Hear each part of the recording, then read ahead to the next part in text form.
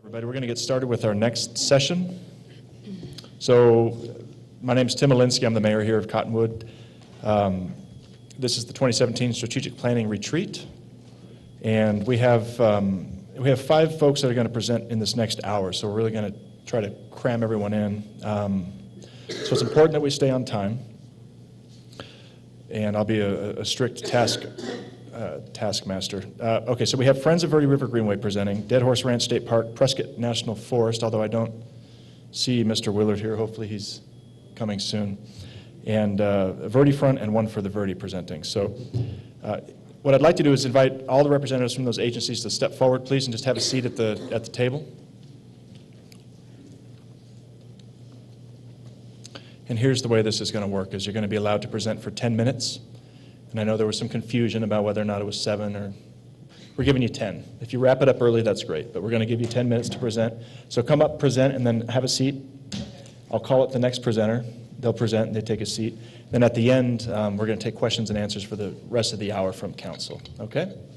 And so to keep you on time, again, you have 10 minutes. At 9 minutes, you're going to hear this chime, which that's a xylophone I borrowed from my daughter this morning. Okay? At 10 minutes, you're going to hear a cowbell. Okay? So that cowbell means sit down, and you're done. Okay? If you do finish on time, this is the incentive, is that you get $5 off coupon for our historic home and building tour this year, okay? So that's and you can't double dip on that if you're going to double present, but you're not. You've got someone else presenting for you. Correct. Okay, good. All right. Okay, so let's call up first Mr. Norton, Chip Norton, president of the Friends of Verde River Greenway. Is that? I'm presenting for Verde Front. I'm so sorry. It's okay. So then we're going to call up Laura Jones. Yes. Okay. And what's your position with? Director. Great. Thanks.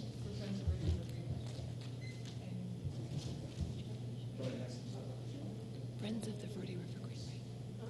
Friends of the Verde River Greenway. Make it so hopefully I don't have to stand on my toes the whole time because I'm short. Okay. Is that good? Yep. Okay. Thank you, Mayor Alinsky and the City of Cottonwood Council for having us here today to talk about Friends of Verde River Greenway. My name is Laura Jones, and I'm the Director of Community Outreach for Friends. I wanted to give you, we've got some information to pass out, and I'm going to give you sort of a bigger picture overview of the organization. So Friends of Verde River Greenway is a 501c3 located here in Cottonwood. Our office is above the Red Rooster Cafe, in case you haven't been up there. It's affectionately called The Roost. Our mission is to restore, preserve, and promote the natural, cultural, scenic, and recreational resources of the Verde River and its tributaries. And we envision a healthy, free-flowing river and tributaries that support the environment, a thriving economy, and quality of life for current and future generations. All of our programs have an environmental, economic, and social component to them. And we think those 3 things will not only make us successful in our work, but our community successful as well. We became a 501c3 in 2011. We had originally been an affiliate of the Arizona State Parks Foundation. The outside investment that we've brought into the community over the last 5 years is $6.4 million. Our annual budget this year is $1.8 million. We have 5 full-time employees and 3 part-time employees, and we have most recently merged with the Verde River Basin Partnership. That happened in January. So in front of you, I just have a little short synopsis so you can sort of follow along with me a little bit. And I'm actually not going to talk about all of our programs because Melissa Robinson is here to talk to you specifically about one for the Verde. But we do have 3 programs. The Verde Watershed Restoration Coalition, one for the Verde, and the Verde River Exchange. And I'm going to talk about VWork, which is what our affectionate name for the Verde Watershed Restoration Coalition. VWork is a public-private collaboration that really brings together our public land managers and our private land owners to address riparian habitat concerns in the watershed. VWork started in 2012. We are in our 5th season with crews on the grounds addressing invasive plants. the city manager's property has gotten treated. One of our over 200 private landowners. And those little, the little logos that you see on the page in front of you, those are all of our public land management agencies that are partners in this work, because in order to really have riparian health and really effectively commit to restoration, we actually need to make sure we're doing work on that public and private land. And we have over 200 private landowners on the Verde, on Oak Creek, on West Clear Creek, up at the headwaters, up near Sycamore, and those 200 landowners control approximately 75% of the riparian area. So we really have quite an abundance of riparian restoration work going on. There's 5 crews that are working on the ground right now. We've treated about 8,000 acres of land, so we've removed tons and tons of invasives. And what that's allowed to happen, because we do have such a healthy habitat here, it really is allowed for the native vegetation to come back. So it's been really exciting to watch that go on over these last 4 or 5 years.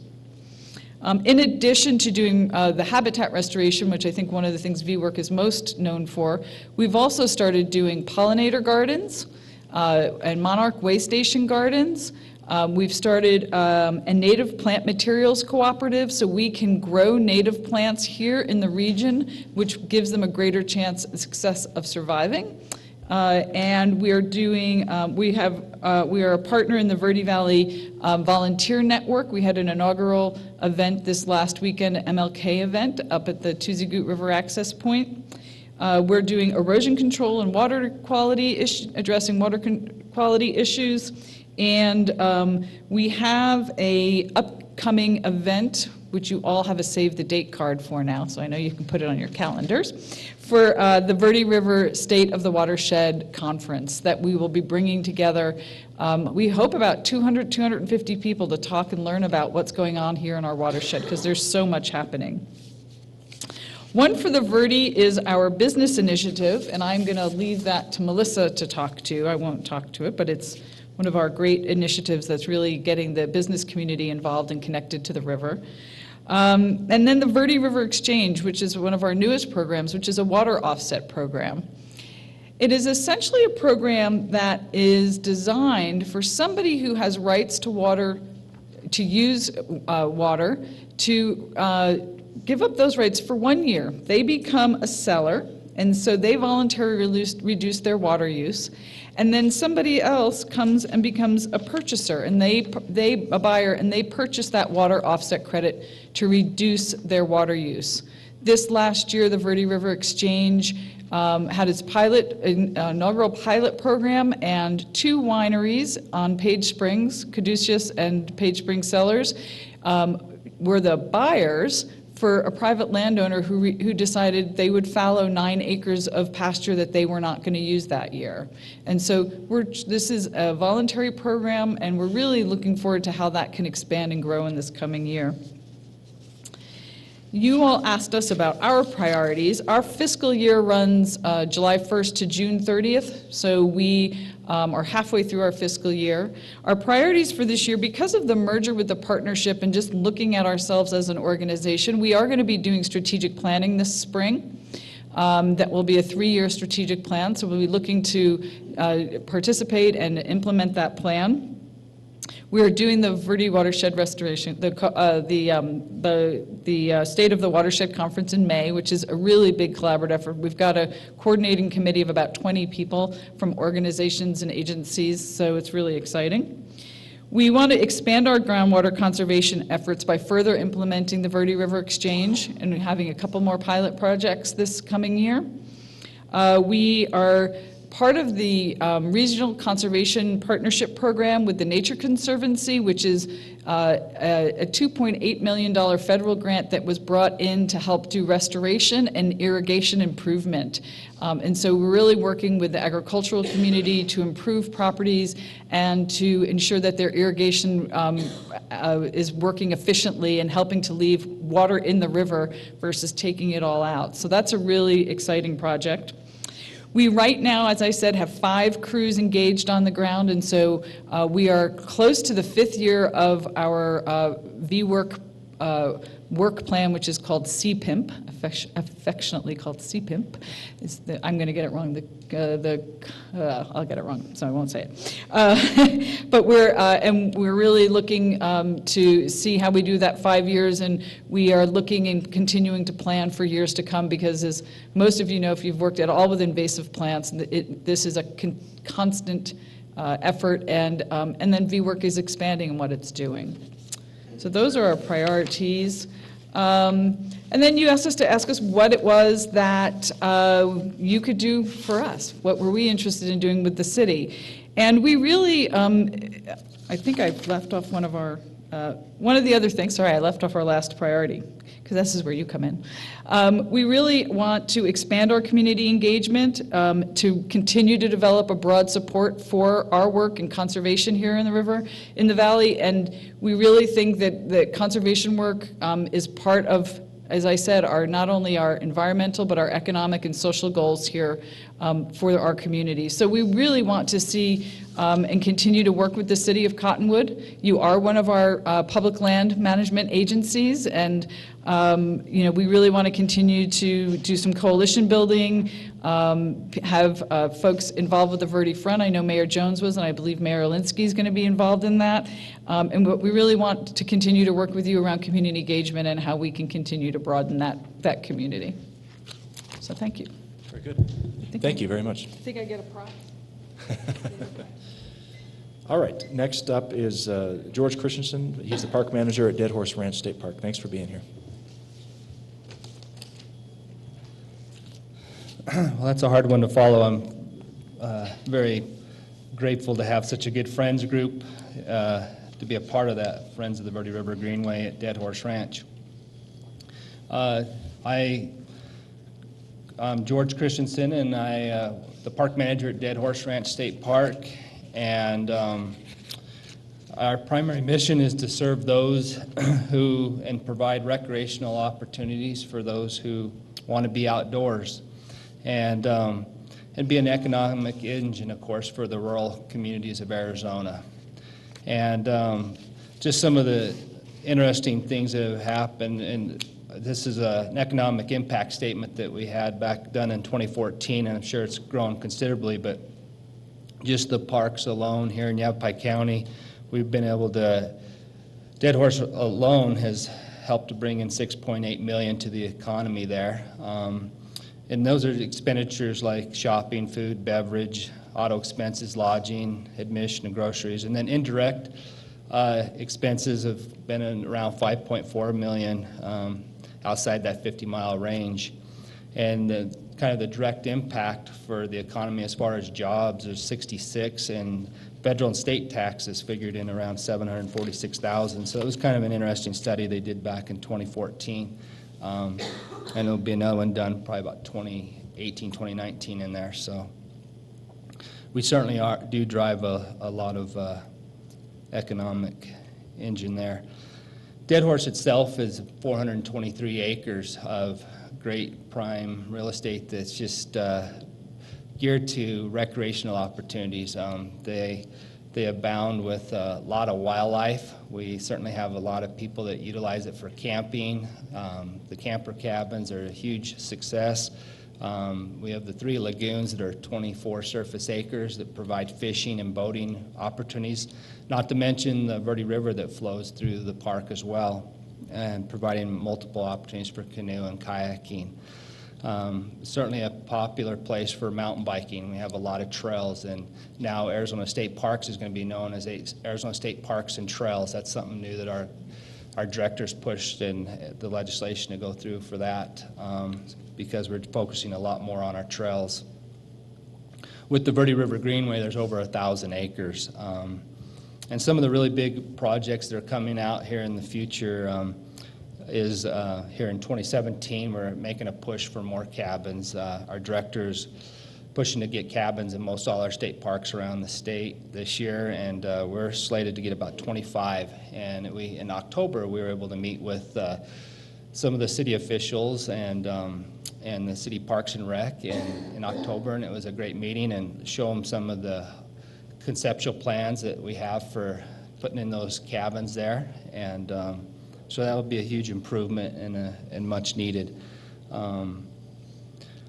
They're currently being drafted up, the plans for those, and hopefully we'll have some more plans to be sharing with those here shortly. We're also in the process of improving a restroom in our current cabin area that was originally designed as a day-use restroom and converted into showers and everything. That's going to be a new addition too, hopefully coming in online this year too. That'll be a great benefit. Some of the other great things that we've been working currently is with the city, of course, on their master trails plan, and I know they've applied for an RTP grant through Arizona State Parks, and to continue improvements on the jail trail. We've done quite a bit of work with confidence signage and improvements there, and I know we're continuing to work on loops with them on that. We've also been working currently with the Forest Service, another one of our great partners, on some trail improvements on our Dead Horse Trail system. Since we have such a nice mountain biking and hiking and running loop out there, we've been doing lots of great trail work this winter in December and January through Recreational Trails Program grants. It's really nice to be able to have so many great partners here. We are kind of the poster child for that as far as a state park. We have so many great partners. We work with the NRCD and multiple other river groups and school groups, and we do a lot of outreach. And it's been important to work with STEM on that, and of course we work with the city on Verde River Day and the Mickelson Memorial Marathon Run, as well as a multitude of other runs. And we continue to work with NRCD on this last year. We had a lot of outreach. The city worked with them with teaching them about water and wastewater, and we had the opportunity to teach them about the river, and we had half the day with each of us. And that was through NRCD, where we were able to work with the 8th graders on water properties, over 400 students there. And then in the spring, we do 500 plus students of 5th graders, again, teaching them about macroinvertebrates and wildlife, and doing nature hikes with them and the river ecology. So lots of great partnering there, not to count Project Wet that we do with the county and city as well, where you get the 4th graders involved. Over 400 plus of them last year, 474 of them to be precise. And so it's a really great opportunity that we have a lot of educational opportunities that Dead Horse provides, as well as, of course, working with B-Works, Verde Watershed Restoration Coalition, on the invasives, and be able to host multiple crews throughout the year. Another important part of something we do is working with the city Parks and Rec and their summer programs, doing their field camps on spring break, and also again during the summer, where we get them out on canoeing and so they can experience the lagoons and get outdoors, and horseback riding, as well as we do fishing clinics with them. So we look forward to continuing that as well with the Parks and Rec. As far as any other ongoing great projects we have going, we're in the process of working with the city on getting a utilities easement for the radio dispatching tower that's going to be happening here shortly, a communications tower on our water tank hill. And that's almost all but done in the works there. As far as a couple challenges in achieving our mission, of course the challenge is always just to increase our visitation while still maintaining a quality visitor experience while still protecting that resource. As you all know, we all wear multiple hats, and with those many hats, it's sometimes difficult to do justice to them all, and we just continue to appreciate the IGA that we currently have with the city on taking care of our water and wastewater that we entered into a few years ago, and I hope they continue to support that as well. And so just as far as how this council can continue to support our work would be continuing those IGAs and continue the police dispatching, and then just continue to partner with us on trails and other outreach opportunities. And I just always look forward to always working on continued with the city on these multiple river access points that are been kind of started, and we continue to work on with the county and city with both Mingus River Access Point and Bridgeport here in the near future. And I just appreciate all that you guys do and our great partnerships that we have together. So, Great. thanks. Thank you very much. Appreciate that. Next up, we have Mr. Willard. He's District Ranger for the Prescott National Forest. And Mr. Willard, before you started, just because you came in a little bit late, we're keeping time here with my daughter's xylophone, so you'll hear that at 9 minutes. That means you have 1 minute left. Oh, okay. And we have a cowbell at 10 minutes, so you'll definitely be able to hear that. And you think I'm kidding, but I'm... Anyway, so thank you for the opportunity to be here. My name's Todd Willard. I'm the ranger, district ranger on the Verde Ranger District in Camp Verde, which is one of 3 districts on the Prescott National Forest. So pass those handouts around. A lot of that is not specific to Cottonwood, but I wanted to give an overview of a lot of our emphasis areas and where we're moving on our district. So if you want to turn to the page with that, the Verde Front Trails Committee update. I provided this at our last Verde Front leadership meeting. And anyway, it's a summary of where we're going this fiscal year, our intended direction, and our emphasis areas. And again, it's a district-wide approach on sharing this information. So sorry I didn't get so specific, but there is a lot of trails planning work going on. And that takes a fair amount of effort. And we took a big bite approach for this fiscal year.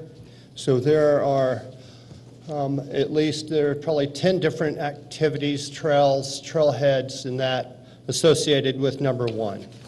And so that's really rounding out a lot of the work that's been on the table. And so we're addressing a lot of our NEPA requirements to start that work and continue that. And really, a lot of that's tied into the connectivity of our communities and those resources. So that's pretty exciting work. Number 2 is the West Mingus Circla cleanup.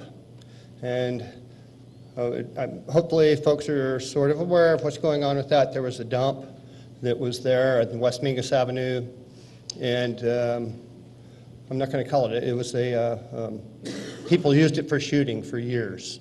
And the result of those activities and a request by Clarkdale to have a trailhead there, we had to do studies to see if there were any impacts due to those activities in the past, and there were.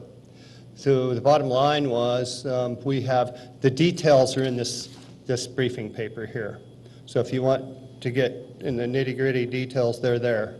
So the bottom line is that we have a contractor that's coming in to bring in soil, cover the affected ground, and it's primarily lead and antimony are the primary concerns. And we did have a public meeting recently about this, and it seemed fairly accepted. There are some folks wondering why we would spend close to $500,000 for a cleanup. But it's a non-discretionary cleanup. We are not the regulators. We have to comply with environmental laws and regulations, so that's what we're doing. So the intent of that project is to, remove any of those threats from those chemicals, and we will be rescoping that project to see what our constituents want. The goal originally was to have a trailhead and a trail system associated with that. Yavapai College wanted to be a partner in that. Clarkdale and Cottonwood has been there. It's just been a community effort. So really, it affects all of us. And anyway, that work is going to start February 6th. The rain kind of pushed that out because they can't really work with that soil when it's so saturated. But the third handout I gave you is a special order that closes that area so folks can work in there safely. Pretty amazing what you see out there. People pull up and they're wanting to lay down some lead and shoot, even when we've been out there. So we were forced to, for the safety of the contractor, go ahead and do a special order. So that thing would be in place, and I can explain this on the side if people want more details on this, but we've coordinated with the Washington office, the NRA, to do any closure for shooting It's a significant effort, but we've done our due diligence, and I think we're in pretty good shape to move that forward. See here, we have a number of other emphasis areas here, and I guess I would have to, well, let me just talk about their primary mission is multiple use management, resource management, and collaboration with the communities. And that's saying a lot because we try to accommodate so many things. So it's that delicate balance. And then I would have to say some of our biggest challenges are funding and staffing, because we keep, even since I've been on the district, I'm going on 2 years there, we've had some reduced staffing levels even across our forest. So it is a challenge. We don't have a law enforcement officer, so we borrow essentially from Red Rocks Ranger District and the Bradshaw District, and the communities have stepped up and it's been very helpful. But we want to continue that partnership, so we have I call it shared jurisdiction, because essentially a lot of that is, you know, on the Cottonwood Forest Service boundaries there, and it has been very helpful, and we'd like to continue that. And so perhaps at some point we can sit down and get into details there, but we all win whenever that happens. It's all about presence and folks understanding there's law enforcement out there and they can't dump or whatever, because that's one of our bigger issues is the dumping, residential and commercial dumping. And I would, I'm inclined to share one of my emphasis areas in addition is the 260 corridor and the residential use that we're experiencing there is significant. And for people who've been here some time, you know what I'm talking about. And it's the elephant in the room that I'm willing to address. So we're going to be looking at that, and through our travel management regulations and that, look at some of those road corridors and see if we want to continue to have camping within 300 feet of these road corridors. Because everybody I've talked to at the Verde front, community members, leaders, everyone recognizes the situation there. And I understand some folks are, you know, in hard times in that, but at the same time, it's public land, and I answer to a lot more than the folks that may be residing on your public lands. So that's a big bite. I need to work through my forest supervisor on that, but it is on my agenda to address, and that can go a lot of different ways. But essentially, residential use and all the trash and environmental issues associated with that is just unacceptable. So that's a big agenda item of mine. How could the city continue to support our efforts? We've been, there have been cleanups in the past tied to Cottonwood and that, so we'd like to continue that work effort. And I mentioned the law enforcement support. And then we've already been working well with State Route 260 reroute. And then, you know, the power line, or excuse me, the utility corridors, some easements and that. So that's really working out well. So if we can continue that work with the city, that would be great. And then I guess I would ask, again, to the Verde front, at our last council meeting, the shooting sports in this area is, well, it's busy, I'll say that. And trying to manage recreational shooting is becoming a larger and larger challenge. We just found a range on the district that they had built a bench and targets and moved Jersey barriers out of the way. And so trying to keep track of this stuff, and I'm a shooter as well, don't get me wrong, but try to manage that in an appropriate fashion. And having the city at the table, we need that voice, because it doesn't need to be from the government, especially the federal government, because I'm sensitive to how folks might feel about that. But anyway, I really want to have, that's a new working group with the Verde Front, and we really want to have participation from the city, if we can. How am I doing on time? He just chimed the bells. You got about 30 seconds left. Okay, well, I think that pretty well covers where I wanted to go. Very good, thanks. And we'll take questions too afterwards, so you Okay, have thank you. more opportunity to speak. Thanks very much. Next up is Mr. Chip Norton from, he's going to represent the Verde Front today. Thanks for being here, Chip.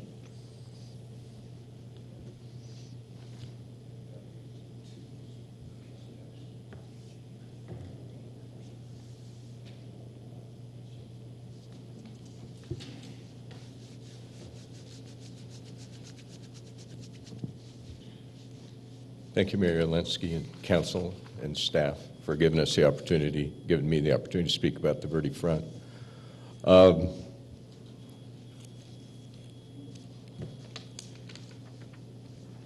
was selected to speak today because Gail Mabry was busy. But I have been involved with the Verde Front since the very first meeting in 2008, so what I haven't forgotten, I've got a lot of experience with the Verde Front. I gave you two handouts. One is text about the vision of the Verde Front with priorities, and the other one is just a graphic with some organizational stuff to show how it works. The vision of the Verde Front is fairly broad, but it's about protecting natural resources, collaborating, working together, communities, agencies, and other organizations, but do it in a way that provides an economic benefit to rural communities. And given that vision, what the Verde Front participants came up with initially was to focus on sustainable recreation and tourism. And so that middle box in the handout I gave you basically states that, but that we want to do it in the right way so we protect natural and cultural resources. Because if we're focused on outdoor education, recreation and tourism, we don't want to kill the goose that laid the golden egg, and we have to take care of the resources that we're recreating on. A few things about the Verde Front. It started off as an effort of Prescott National Forest, and it was actually Dee Hines, the district ranger with Prescott National Forest, and Max Castillo, who was the Greenway manager for Arizona State Parks, got together, and we met here in the city of Cottonwood. And at that time, the city of Cottonwood was really the only municipality that provided strong participation. There were a lot of organizational groups and user groups that were participating, and of course Prescott National Forest and Arizona State Parks were strong partners, and the regional scope was basically the Prescott National Forest from the ridge, the top of the Black Hills Mingus Mountain, to the river. And so it was that stretch of Prescott National Forest that we were focused on. So 3 years ago, and again, this was at the behest of your former mayor, Diane Jones, we had had Parks and Recreation folks from a lot of the different communities participating. She said, you know, with changes in council and leadership in the community, we'd like to be involved on a higher leadership level. And she suggested that elected officials get involved. That led to us taking a trip to Colorado. Doug was there for that trip, and as was George. And to basically see how they worked this together to where their river recreation and river restoration was basically got started. They refer to themselves as a 27-year-old overnight sensation, and really used it as an economic driver for rural communities. And it worked out very well for them. I think 17% of their jobs now were associated with that effort. So, and that basically changed everything, and that's what led to the creation of the Leadership Council, which I think, in speaking to the director from Albuquerque for the Forest Service. This is the only area where they've seen that happening, where the mayors of all the communities and the county supervisors and your public land managers are getting together with other organizations quarterly to work on this, to coordinate, share information. And that's been going on for the last 2 years. It's a shared responsibility, shared funding model where each community chips in a little bit and some of the organizations chip in money, and shared leadership. And for 2 years now, the mayors have been showing up, the supervisors have been showing up, Todd's been showing up, George has been showing up. They're doing a lot of work. And we're seeing results on the ground now. It was a result of that and working with the Nature Conservancy that led to funding for your Trails Master Plan in town, that led to funding for the Camp Verde River Recreation Plan, that brought in the funding for the geotourism effort. And just to kind of reiterate the economic benefits of this, you know, this brought in about $250,000 to fund the geotourism effort with the Sedona Verde Valley Tourism Council, and to work at just a different approach, not the Disneyland approach to tourism, but a more sustainable approach, and broader than just the river, but to bring in cultural and just things that are unique to the area, whether it's bakeries, restaurants, bed and breakfasts, whatever. And now Jennifer Wesselhoff, who leads that, is on the leadership council with the Verde Front. So to talk about priorities specific to the city of Cottonwood, the Mingus Avenue Trailhead, I think Todd addressed that pretty well. Jail trail improvements, I know there's been some signage improvements and other things on the drawing board. Again, the Verde Front thinks it's a high priority to help implement the Cottonwood Trails Plan, the master plan that we came up with. There's a Verde River signage plan that folks in the communities, this was led by the National Park Service Rivers and Trails Group, to have uniform signage so that when you went from jurisdiction to jurisdiction, the signage wasn't completely different and just didn't dovetail with each other. So that effort's, the design and the planning part of that's done, and now the implementation part is in place. And I know that those folks have worked with some of your staff on helping get that done. And then again, just continually the sustainable tourism promotion and working with the Sedona Verde Valley Tourism Council to promote sustainable tourism that we all benefit from. And then this graphic kind of shows you all the different things that, if you look at it shows the restoration and the recreation, because for us, the sustainable part, if you're not taking care of the resource. So it shows the collaboration between the Verde Front and the Verde Watershed Restoration Coalition, but it shows a lot of the different recreation efforts that are going on, like working with the Forest Service on the Fossil Creek management plan, and other things that are happening. And there are working groups for all of those that then report back to the Leadership Council. And that's my synopsis. So, thank you. Thank you, Mr. Norton. Appreciate your time. So next up is Melissa Robinson. She's the program coordinator for One for the Verde.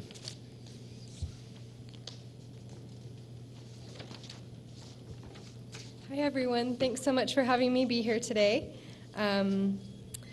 One for the Verde is a partnership of local businesses supporting a healthy Verde River. One for the Verde is a program of Friends of the Verde River Greenway. Participating businesses contribute to One to the Verde restoration projects for the Verde River and its tributaries. One for the Verde's Advisory Council is represented by a select of conservation partners. We call all of our participating businesses conservation partners. So we have conservation partners and then also advisory council from members of Friends of the Verde River Greenway. We work through community outreach and conservation projects. In 2016, We currently have 50 participating businesses. I handed you guys out a newsletter. It's December and January's newsletter, and all of our participating businesses are on page 2, so please feel free to take a look at that.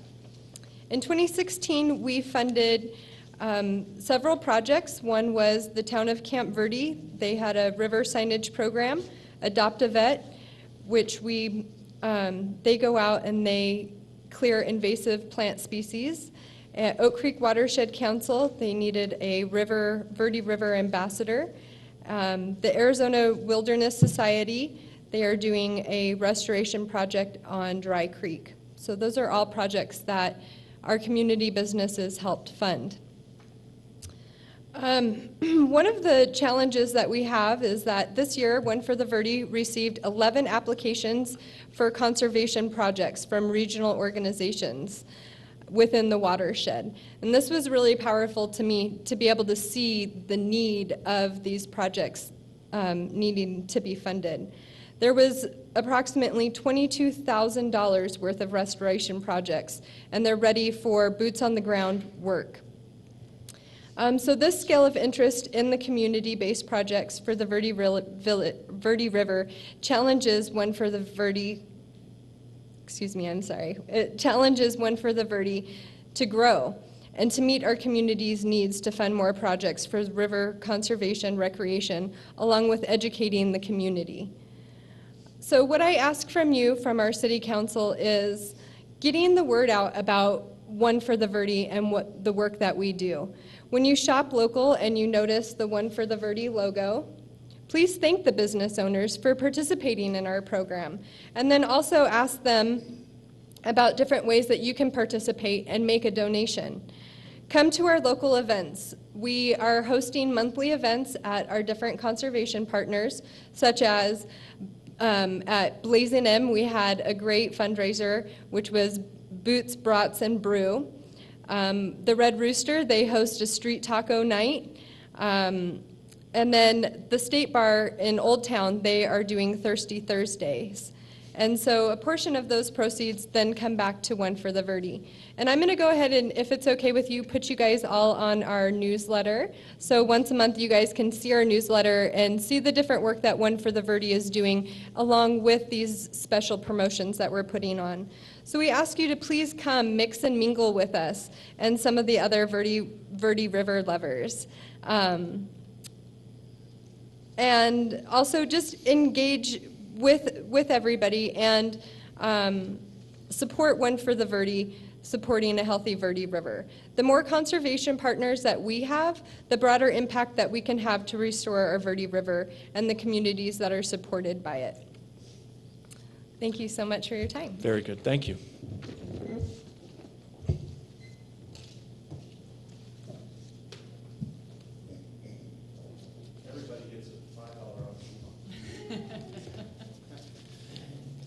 The deal is, Mr. Willard, if you wrapped up early, we give you $5 off our historic home and building tour. So, yeah, hallelujah is right. Hope to see you there. All right, it's interesting to me that before our last hour was all about economic development in Cottonwood and Verde Valley. And it's just curious because this almost seemed like that same conversation just continued, and it's neat to see all the ways that economic development is tied into the river. So I'd like to open it up to questions from council. I had a question about the Verde Exchange program, or Verde River Exchange, for Ms. Jones. And I saw that you did include some additional information in the handout. Yeah. But when you were speaking of water rights holders, who can participate in the exchange? Do they have to be water rights holders on the river itself or any of the tributaries, or how does that work? It is on the Verde and the tributaries. What we're trying to do is find buyers and sellers that are near each other, so there is an actual physical offset. So in the first pilot program, the private landowner who was the seller was on Oak Creek, right downstream from two vineyard properties. So it can be municipalities, it can be businesses, it can be private landowners. So anybody who's using water resources really can participate. If I could add something to that, we're not actually selling water rights. No, we're not selling water rites, thank you. Just to be clear. Thank you. Yeah, and that's a program I still struggle to wrap my head around, and I'm going to be meeting next week, I believe, with Jocelyn? the lawyer who's... Jocelyn. Jocelyn, thank you, yeah. Yeah. To kind of understand that a little bit more. But I think it's a program that is extremely important. I'm wondering if it's going to spread up the salt and other areas as well, if there's any potential for that. I think we're going to concentrate on the Verde for right I now. understand. But I think what we're really hoping is in the next 2 years, we will build a program that's replicable. And it's really starting out slow. Some people are like, oh, when are you going to do more? We want to sort of get the formula right and make sure it is a complex concept. And so I've been talking about it for about a year now, and even I sort of like, okay, there's a buyer, there's a seller. And, it is complicated, and it brings up the question of water rights. And so we are rolling it out relatively slowly, so we make sure that we are proving the concepts and that we are developing it so it is something that can be then taken to other communities. So it potentially is a model that can go beyond the Verde Valley, Right, the so Verde River. it's unique, correct? I mean, there's no other model like this. So Yeah, this is one of the first ones. So, and it's based on some other exchanges that are out there, but this is sort of the first off-water. It's one that we've made specifically for this community Great. here. I just Please. had another quick question though from Mr. Christensen about the cabins. I'm excited to get more cabins at Dead Horse, but where are you putting them in, and what's the time frame for construction and completion? Well, the plan was to have them in before the end of 2017. That could be pretty ambitious, I think, but that's what our director's goal is. They're going to be focusing on over near that very first lagoon, which we call the West Lagoon, there in the field there, and terraces there. And but right now it's just there's conceptual drawings, and now we have architects looking at it and developers, so as far as developing plans for it. That's exciting. Yeah. how many can you currently lodge in your park? Currently, we have 8 camper cabins, and so this will be a substantial increase to it if we get the full 25. But I think they'll more go in phases. But Earlier this morning, we heard presentations from some of the career tech, folks working on career tech. One gentleman in particular wants to build tiny houses. Might be an opportunity for you guys to get some real cheap cabins. So Yeah. something to consider in the future. Sure. There's more opportunity for expansion. And river access points, could you speak a little bit about what your plans are to provide some river access points? well, currently, we have the jail trail is, of course, you can get to the river there by way of trail, and also we have a really nice boat access there in the park there off from Al Road, the first right going in there. Of course, we also have Tuzigoot, which is on the Greenway at the Tuzigoot River Access Point that we partner currently with Clarkdale. And we're looking at future access at Mingus Extension Bridge, which has kind of been put on hold for a little while with the county, but that's still on the table there, as well as the one at Bridgeport, another future river access point. It's just kind of waiting there to be developed. So, And both of those you need county partners to make them happen. Is that correct? yeah, county, yeah, we do County. both of those. Okay.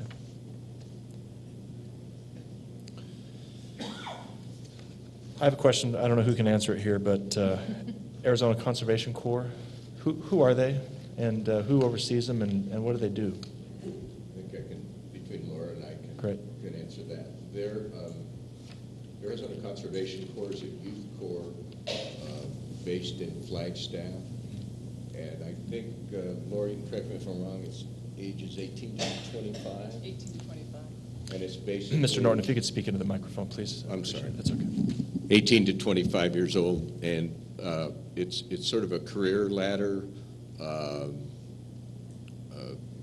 benefit for them, and we get the boots on the ground work benefit, and it's basically you have young adults, try to recruit as many as we can get from this community, then move out into Flagstaff and other parts of Arizona, And it's basically they learn how to work together, get stuff done, and most of, but not all of the young people are interested in careers in land management, resource management. But I'll say that I know a lot of young people that have participated in the program that did not go into those careers, but consider it to be one of the most valuable experiences of their life. So, and I think it's great because it's a lot of the children of people that live in this community provides an employment opportunity for them, temporary employment. And Laura, do you have more? No, so right now, we have 4 Arizona Conservation Corps crews on the ground, and they're 8-person crews. So, plus our veterans crew from Adopt a Vet. So, but the Arizona Conservation Corps, and the veterans come back every year to be on our crews. They love the work. They do other work off of season, but the river crew comes back almost every season.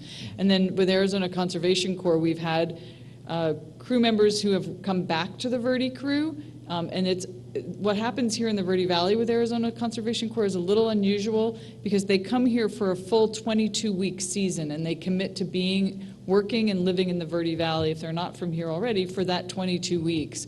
Often in Conservation Corps, they go every week, or what they call every spike, which is usually about 8 days. They go somewhere else. So with our crews, they come here, and that was a model that was developed for here in the Verde because the work that they're doing is so specific, and they get 2 weeks of training before they ever actually go out into the field. Mm-hmm. So we've had hundreds of Conservation Corps members now, and they come back they start as crew members, they come back as assistant crew leaders and crew leaders. Our field supervisors for the last 2 years have been former Conservation Corps members who have worked on the ground here, who have now have full-time jobs with us doing that work. So it really is really fun to watch them grow and change, and I'm friends with some of them on Facebook, and you can follow where they are now. Like we've got one guy who just moved to Gallup, and so it's a really great experience. And as Chip said, not all of them go into careers of conservation, but I think it is such a it builds such a work ethic in people that it's become such a valuable experience in their lives. And so how do they get paid? Who pays them? They get paid through grant. I mean, it is a paid position, but it's a stipend. Mm-hmm. And they get, like with many AmeriCorps programs, so the Arizona Conservation Corps, most of the participants are AmeriCorps members. They get a living stipend, and they get an educational award at the end. And so we fundraise to have those crews working here. So we pay Arizona Conservation Corps for those crews. Okay. So there's a cost to whichever agency uses their services. Yeah, and with VWork, Friends is the fiscal agent for VWork. So our partners, so Arizona Game and Fish, the Forest Service, private donations, private foundations, all give money to Friends then to pay for those conservation corps. Okay. And does state parks or national forests, do you use their labor for trail maintenance? Absolutely. Or, you do? Okay. Yeah, we count on them. Okay, great. Yeah. Great. They are always doing trail work and stuff, and a lot of those RTP grants I was mentioning, those Recreation Trails Program grants, you can use that grant money towards them or an ACE crew. Got it. Great. Great. Council? I just had another question, but for Mr. Norton. I think each of the presentations did a nice job of highlighting the tension between usage of our natural resources versus protection and, so I guess sustainable use. And I heard comments from different community members just with some of our newer river access points that have gone in and the kind of development of some of our local businesses for using boats, paddleboards, et cetera, on the river. Has there been any kind of a measurable impact on the ecosystem just in the recent years? Is there any need to be concerned, or what are your thoughts? I guess starting with Mr. Norton. I think there's always reason for concern. And I think a couple comments on that. The Camp Verde River Recreation Master Plan did not want to emphasize boating until there was more study done on carrying capacity. And also because most of the river in Camp Verde, but not all, some's on public land, but goes through private land. So we sought out input from all of the landowners that have land that fronts the Verde River, and they weren't opposed to boating recreation, but their priorities were, number one, at the existing river access points, to do a better job of controlling littering and folks venturing onto private land, which that's the first priority of the plan, and that's already being implemented. The second one was protection of fish and wildlife. A lot of the people that live in the river, to them, one of the most important aspects of that is being able to go sit down by the river and see otters and birds, et cetera. And but there wasn't really an opposition to boating, but really wanted to get more information on it. And I know now that the National Forest is doing a study, is that correct? Or they will be soon? Yeah, we're going to be doing a capacity analysis to see what the river can sustain. Mr. Willard, if you could speak into the microphone. I'm sorry, we have to share. But Be a capacity analysis that we're going to be working with a contractor to produce, so we can, as Chip mentioned, sustainable recreation is our goal, and that's primarily commercial permits, though, which is pretty significant. So anyway, in Camp Verde, we decided not to do any commercial river trip permits. And I'm not saying that's the wrong thing to do in certain places, but, and then we got funding to take a few of the staff members from Camp Verde up to Boise for a River Management Society workshop, and we basically just glommed on to presentation after presentation on carrying capacity and how you bring the public into that process to get their input. So I think there's always a concern about that, and I think that's why it's good that we've kind of brought these two collaborative efforts together. With one's a restoration effort that's really focused on improving habitat for people and fish and wildlife, and the other's recreation, and make sure we have the right balance there. We don't want to recreate at the expense of fish and wildlife or water quality or anything else. So that's a work in progress for us. I mean, I'm a boater. I boat all over the Western Hemisphere. I love it, but I think you have to be sensitive to that you're recreating in the right place at the right time in the right way. So, did that answer your question? It did, thank you. Mr. Willard, you spoke earlier about an issue you're having with homeless individuals camping out in the National Forest. And I want to just let you know that earlier in the day we had a presentation from Eliza Loudon from Catholic Charities, and they're doing a point-in-time count. If there's any opportunity to count the amount of people experiencing homelessness out on the National Forest, it'd be a good opportunity to. There's a training that you can go through, actually a webinar, to go out and catalog them, and that's how they get federal funding, which might be an opportunity to, provide some outlet for to get them out of your national forest. We would be very interested in that. We're currently tracking a lot of the use out on Thousand Trails and 360 area, right off of Highway 260 there. And so we've got some pretty good trend data there, and seasonality. We're kind of new into that, probably about 6-8 months into that now. Yeah. But anyway, yeah, and just that presence has already made a difference. But yeah, we'd certainly be interested in that. It's just really hard to describe the effects that we're seeing on the landscape there until you see it yourself.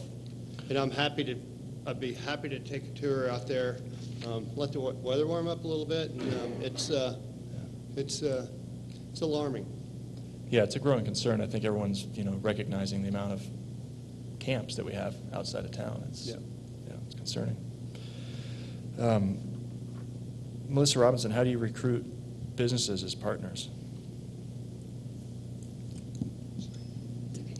So how I recruit businesses and business partners is I'm involved in the community and community events, and I just feet on the ground, go into the businesses and talk to them about One for the Verde, tell them about the benefits of being part of the program, brainstorm ideas on how their business can participate. And so that's how I get those businesses on board. Great. It would be great if the city council, if you guys have any business owners that you know of that would be willing to participate in our program, I'd love to go in and talk to them. Do you limit partnership to businesses only? No, Okay. we're open to everybody. Okay. I've heard about your Verde Watershed Ambassador Program. What do the ambassadors do? Sure. So what they're doing is they're going out into the watershed, they're picking up garbage, and then they're also educating the public. And if they see any recreators, they talk to them about the watershed. Some of them even hand out garbage bags for them to pick up after themselves. But mainly, my understanding is they're just going out and they're educating the public and picking up any garbage. And you'd be surprised how much garbage they pick up. Any other questions from council members? Just one last question for Mr. Willard. I failed to ask it earlier. Do you have an IGA currently with City of Cottonwood for enforcement on your national forest?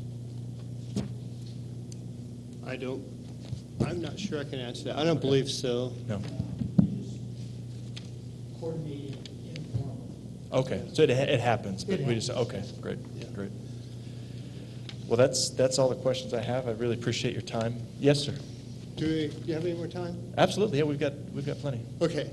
I did not give due credit to the Verde Front in that effort. And I do have to say, and Chip kind of reminded me whenever he was talking about all the emphasis areas associated with that effort.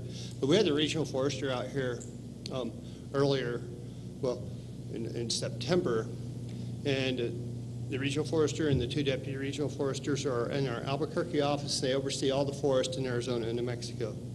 So they came here for a reason, and they wanted to see what was going on, and it wasn't specific to the Prescott.